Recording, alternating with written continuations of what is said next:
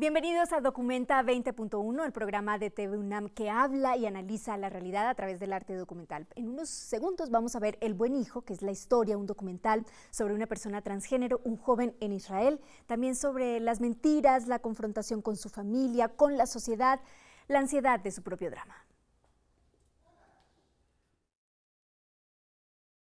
TV UNAM es un medio de comunicación que promueve el diálogo, la diversidad y la libertad de expresión en un marco crítico y respetuoso.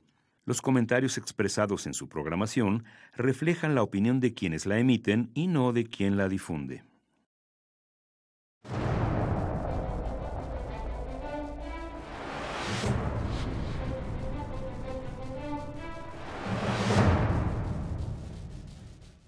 Ahí veíamos este documental, El Buen Hijo, un trabajo que transmite comprensión, compasión, también un poco de ansiedad, pero vamos a platicar sobre este trabajo con la doctora Rosa María Villarello. Ella es doctora en Ciencias Políticas y Sociales, especialidad en Relaciones Internacionales, docente en el programa de posgrado en Ciencias Políticas y Sociales de la UNAM. Gracias por estar aquí el día de hoy con nosotros. Gracias, Julie. También con nosotros el doctor David Barrios, médico cirujano por la Facultad de Medicina de la UNAM, educador de la sexualidad por la Sociedad Mexicana de Sexología Humanista Integral, entre otras cosas. Muchísimas gracias a los dos. David, quisiera empezar contigo porque es un trabajo en donde uno sí va viendo la angustia de este joven de Israel por lo que tiene que pasar por su orientación sexual, si es correcta como la expresión, se siente en el cuerpo incorrecto, pero tal vez de lo que más ansiedad te produce como espectador es la mentira a la que él tiene que acudir, y no por juzgar moralmente la mentira, sino porque él piensa que no tiene salida.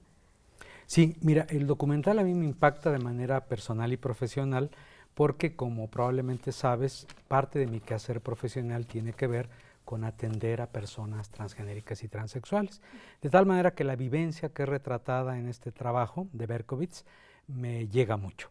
Y en efecto, estamos hablando no de orientación, sino de identidad de género. La condición transexual es cuando hay una discordancia entre el sexo biológico, que es la fachada corporal, y la percepción íntima, subjetiva, personal de ser niña, de ser niño o de no ser ninguno de los dos. Aquí el afán de lograr este cambio corporal tan importante para su bienestar se traduce desde luego en mucha ansiedad, en mucha angustia y en esta necesidad de ocultar la verdad y de mentir, incluso extrayendo lana, como decimos en México, a sus padres para lograr su proyecto. La mentira tiene que ver con, bueno, me ofrecen un posgrado universitario en Oxford y entonces yo me voy y me ausento, cuando realmente lo que quiere es la reasignación, que es el nombre adecuado para lo que popularmente se conoce como cambio de sexo. En realidad lo que se reasigna es la condición sexogenérica, particularmente aspectos comportamentales, vestimentales, corporales, sociales y en ocasiones quirúrgicos, como bien se documenta en la película. Doctora, ¿hay una naturalidad social dentro de la familia cuando ya saben, cuando logran aceptarlo? ¿Hay una naturalidad en la sociedad, en sus compañeros de trabajo, luego en sus amigos, por aceptar que es una persona transgénero? Y muchos de los comentarios cuando uno de las personas que vemos el documental es, entonces, ¿cómo es considerada la comunidad LGBT en Israel? Israel pareciera que lo tiene más permitido, al menos en Tel Aviv. Sí, bueno, es en efecto muy interesante el documental, y lo que yo quisiera destacar es que estamos ante una situación que no nada más sucede en un país. Yo creo que David estará conmigo que ya es un tema de carácter mundial y que debe tratarse desde esa complejidad que significa no nada más una sociedad, sino todo lo que va implícito, la parte política, económica, por supuesto, como se ve en cuanto a conseguir dinero para si mal no recuerdo el nombre del personaje, el joven, para poder llevar a cabo su cirugía. Y también, por supuesto, los efectos que pueda tener de carácter en la salud, de la cuestión psiquiátrica, en fin, que ahí no quisiera evidentemente entrar en el tema porque no es propiamente lo mío, pero lo que quiero destacar es que el documental nos presenta, insisto, un tema de carácter global. ¿sí? Global porque lo puedes enfocar en Israel, lo puedes enfocar en cualquier país que tú quieras. Es una historia de vida, ¿no? Es una historia de vida, pero lo que es importante también destacar, ahora que mencionabas lo de la familia, bueno, tiene relativamente un final feliz, ¿verdad? Sí. Porque al final de cuentas todo el mundo termina por aceptar el cambio de género de Or, ¿verdad? Pero la familia es una familia, digamos, tradicional como existe en muchos países y como existe en México. Yo creo que es de destacar el papel de la madre, ¿verdad?, de Or en cuanto a la comprensión que tiene también respecto a la problemática que está enfrentando su hijo y la actitud del padre, que normalmente eso también lo vemos en muchas sociedades, no nada más en Israel, sino esa actitud de inicialmente un rechazo, ¿verdad?, a no creer que su hijo pueda haber tomado la decisión de haber cambiado el género, ¿verdad? Y entonces lo podemos, insisto, trasladar a cualquier otro país. Ahora bien, Israel es una sociedad muy abierta, sobre todo hablemos de las últimas ya generaciones, independientemente de la tradición judaica que existe, porque pesa mucho, sobre todo en varias generaciones, pero estamos hablando ya de un espacio de jóvenes que se están construyendo, al igual que en otros países, y que ya también están exigiendo que se les respeten sus propias decisiones, y no nada más sus decisiones, sino que puedan tener acceso, en efecto, en este caso, a un cambio de género, ¿verdad? Me gustaría, David, retomar un poco lo que decía Rosa María. Todos acabamos de ver el documental y sabemos que, o tal vez la percepción que tenemos es, uno genera una empatía con este joven porque él es el personaje, para empezar, pero él es el personaje que está superando este obstáculo y al final consigue una meta. Uno siente empatía por él y sin embargo también siente empatía no solamente por la mamá que lo ayuda y lo comprende en todo momento, pero por el padre también. El padre al principio es muy duro, dice yo no tengo por qué darle dinero para la educación porque a mí no me llueve el dinero, y después cuando ya lo ve dice por favor regresa a lo que eras antes, y termina aceptándolo. Sí, a mí me parece que la parte clave, coincido mucho con las apreciaciones de Rosa María, es justamente casi al final del film, cuando se da este abrazo literalmente con el papá. El papá todavía esboza la idea de, oye, pero no te podrás regresar y ser otra vez un hombre. Sí. Nos da también la pauta del propio título de la película. Parece ser que los miedos cervales de Or tenían que ver con el rechazo de papá. Me parece que Or intuía que su madre y que el resto de sus familiares y amigos lo iban a aceptar plenamente como lo hicieron, pero había un resabio de duda que tenía que ver, bueno, mi papá me va a aceptar, voy a ser el buen hijo que soñó o más bien soy la hija mejor que querrá tener. Muchos miedos, muchas incertidumbres, muchas angustias que explican este dilema ético. Or se siente culpable por haber mentido, por haberle ocultado la verdad a sus papás y por haberles sustraído algo de dinero, que por cierto se compromete a pagar. Es decir, me parece que el miedo clave que explica en buena medida el contenido del documental, que es la vida misma, es este miedo, esta angustia, esta ansiedad, esta vergüenza de Or por quedar mal ante su papá, por así decirlo. Y por otro lado, me parece que es importante destacar que siendo efectivamente la sociedad contemporánea de Israel una sociedad de avanzada en cuanto al respeto a la diversidad sexual, también es cierto, ya lo apuntaba Rosa María, que hay familias muy tradicionales y que hay hombres y mujeres, sobre todo hombres, machistas, homofóbicos, transfóbicos y conservadores. De tal manera que embona muy bien, digamos, el final de la película. A mí no me parece feliz, a mí me parece un final que por fortuna es deseable y que lo vemos muy comúnmente en el ejercicio de la psicoterapia sexual. De tal manera que de principio a fin a mí me parece una película, un documental que nos atrapa, a mí me atrapó, por momentos me conmovió, por momentos me hizo reír. Este final yo lo hubiera deseado desde el principio y qué bueno que se produjo, porque además es realidad, no es ficción. Rosa María, tú decías que te parecía que sí era un final feliz, sí, digamos en contrapeso con lo que está mencionando David en este momento. ¿Por qué tú argumentarías esto? Yo decía feliz entre comillas, en el sentido de que él logra en efecto su objetivo inmediato, logra la reconciliación con su padre y su madre, logra ser aceptado ante la sociedad, como parece ser que nos lo demuestra así el documental, pero también hay una cuestión, y yo quisiera tocar un poquito el tema de la mentira, porque en política nosotros decimos que muchas veces la mentira es una verdad y también con las verdades tú puedes mentir, porque la madre de hecho, y así se expresa en el documental, ella ya sospechaba de que Or, su hijo, era diferente.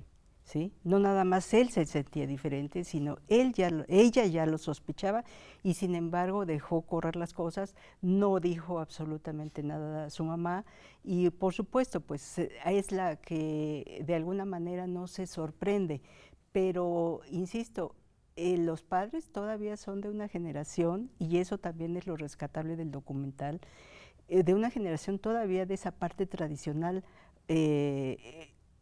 no digo ultra, pero sí tradicional de la sociedad israelí.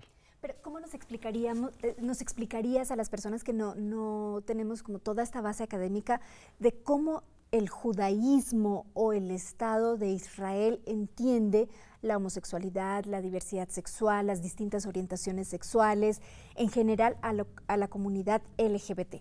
Bueno, en primer lugar hay que decir que Israel se puede decir que es un estado teocrático, en el sentido de que es un estado basado en una religión, y es el único estado que sí está considerado. Y entonces, evidentemente, tienen sus preceptos basados en la Biblia. Pero aún así la Biblia evidentemente pues no trata la cuestión de transgeneralidad, por si se puede decir así, pero sí trata y se menciona y sobre todo los ultraortodoxos en la sociedad israelí así lo consideran como un pecado. Sí, en ese caso pueden ser homosexuales o pueden ser lesbianas, se considera como un pecado, pero la nueva sociedad aún así pues ha ido superando esa situación, porque insisto, es una sociedad que está inmersa en una globalidad, a pesar de que el número de habitantes de Israel o los judíos en el mundo son relativamente pocos, pero han ido tomando de todas las sociedades en las que han pasado o han vivido y las que se han ido integrando o reintegrando a Israel. Hay que recordar que Israel es un estado relativamente moderno a partir de 1948. Es verdad. Vamos a platicar sobre esto, vamos a platicar también de lo que opinan los rabinos que están en una rama más ortodoxa o una más flexible sobre esta comunidad LGBT, y también de lo que la medicina ha dicho y la manera como ha estudiado a las personas transgénero. Era considerado hasta hace no mucho tiempo una enfermedad mental y esto ha cambiado, David. Vamos a hacer una pausa y platicamos al regreso sobre todo esto. Ya volvemos. Estamos platicando sobre El Buen Hijo, esta historia de un joven transgénero en Israel. Y David, comentábamos antes del corte que hasta hace no mucho tiempo la Organización Mundial de la Salud y la perspectiva en la medicina era tratar a las personas transgénero como si tuvieran una enfermedad mental, lo cual hacía que la persona que fuera transgénero pues se sintiera mal por todos, de todas las formas y desde todas las perspectivas de su vida. Desde luego, porque la patologización de los comportamientos diversos tuvo ese estigma. Efectivamente, se psiquiatrizó de distintas maneras la homosexualidad, las relaciones eróticas entre personas de mayor edad, el ejercicio de la masturbación, la transexualidad, etc. Ya decía el gran maestro de la psicología humanista Carl Rogers que a menudo convertimos nuestros prejuicios ideológicos en diagnósticos clínicos. Pero como bien apuntas, en los años recientes, yo diría que los últimos 20 años, no mucho más, en el mundo se empieza a despatologizar, a desclasificar. Y en el caso de México lo quiero subrayar porque las sexólogas y los sexólogos de nuestro país, lo voy a decir sin rubor, siempre hemos sido de avanzada. Hace más de 30 años que nosotros planteamos que había que inscribir el tema de la transexualidad y la transgeneridad en la agenda de los derechos humanos y no en los de la psicopatología ni en la psiquiatría. Porque tú lo dices también muy bien, todo esto hace que la transfobia sea el problema, no la persona transgenérica, transexual o travestista en otros casos. Mientras que haya esta fobia social alimentada por mitos elevados a la categoría de ciencia, se va a aumentar el malestar de las personas. Hace un ratito, antes del corte, hablaba Rosa María sobre la diversidad, la pluralidad de la sociedad de Israel. Yo diría que en México pasan cosas semejantes. Voy a poner un ejemplo. En Ciudad de México, el avance en cuanto al respeto a los derechos humanos y los derechos sexuales de las personas trans tiene quizás su punto más alto. Sin embargo, en muchos lugares de México, de nuestra amplísima república, hoy en día se siguen cometiendo crímenes de odio por transfobia, por ejemplo. De tal manera que si tomáramos un retrato de México, difícilmente nos alcanzaría para cubrir la gran diversidad que hay en torno al respeto o no respeto a las diversidades. Creo que debemos avanzar en la despatologización, en las leyes, pero sobre todo en una perspectiva ética que yo resumiría en una sola palabra: respeto. Y sin embargo, hay muchas personas, estuve leyendo la opinión de varias personas que decían, por ejemplo, en Israel, aunque hay este respeto del que habla David, no existe necesariamente dicen que tal vez el gobierno utiliza esta libertad, digo que bueno que exista esta libertad a pesar de todo, pero que la utiliza para hacer más atractivo a Tel Aviv en este caso y generar no solamente turismo, sino más apertura y que políticamente esto funciona. ¿Tú lo verías así, Rosa María? Bueno, hay varias cosas a considerar. En primer lugar, haciendo referencia también al documental y comentando tu pregunta, habría que destacar que el buen hijo, Or, no se opera, no se hace la cirugía en Israel. Es verdad, entonces, él viaja a Tailandia. Él viaja a Tailandia. Entonces, no sabemos si viaja a Tailandia porque le puede resultar más económico o porque no quiere en Israel, en Tel Aviv en particular, que su familia se entere, o porque no puede hacerlo en medio de esa gran pluralidad religiosa que hay, porque no nada más hay judíos, hay cristianos, hay musulmanes, en fin, hay de otras religiones minoritarias, pero también es una sociedad plurireligiosa, que entiende de diferentes religiones. Entonces, eso no lo sabemos, pero sin embargo, sí ha habido cierto avance, es cierto, como en todo cuesta mucho trabajo temas de esa naturaleza y con cambios tan profundos y tan extremos, diría yo así, que tendríamos que tomar en cuenta porque